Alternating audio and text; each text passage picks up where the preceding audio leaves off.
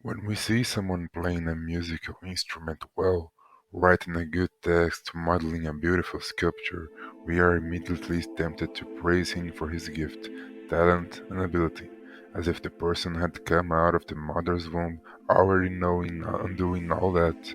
But also see the end, almost, never see the means.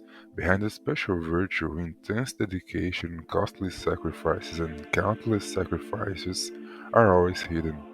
And that, even in the intellectual and spiritual life, for the graces that God sends us does not dispense with our commitment, work, and cooperation. Did you know, for example, that the great Padre Pio of Pietrelcina, before becoming a religious and a priest, he did hours and hours of assiduous study in his youth? Ubaldo Vecchierino, one of his classmates when he was 10 years old and still called Francesco, his given name, tells the following. At night we went to school. During the day Francesco studied, and we teased him, throwing dirt on him, or we would approach him from behind tiptoe and shove his hat into his eyes. He took it all, didn't react or say wrong words. However, at school, only Francesco answered the master's questions. So he continued his studies and became Padre Pio, and we continued to attend the ship, and we never left the house.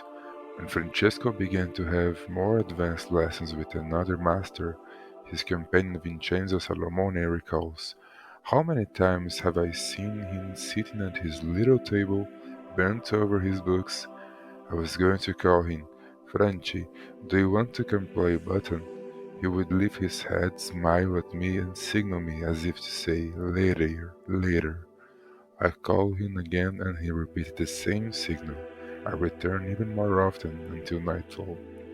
His biographer, Renzo Allegri, in reporting this stage of his life, concludes by saying that Francesco Forgione, he was a boy of 14, very sensitive and conscientious. He felt the responsibility of what he did. It is likely that he got tired of studying, but he didn't give up. He would probably want to go out a little, go play with his friends or go for a walk outside, but he didn't.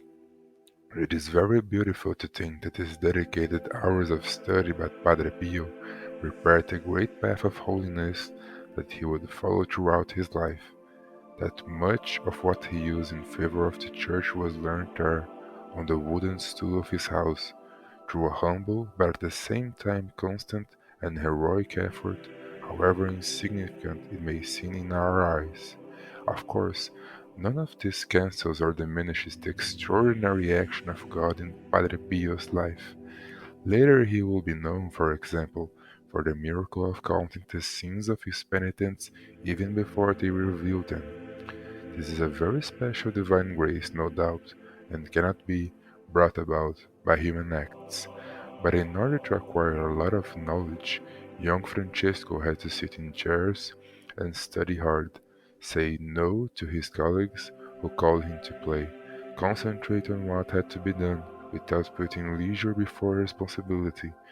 And even in the midst of his studies, young Francesco still helped with housework, while his mother tended to the harvest in the summer months, and his father, on the other side of the Atlantic, sweated to make a living for the family.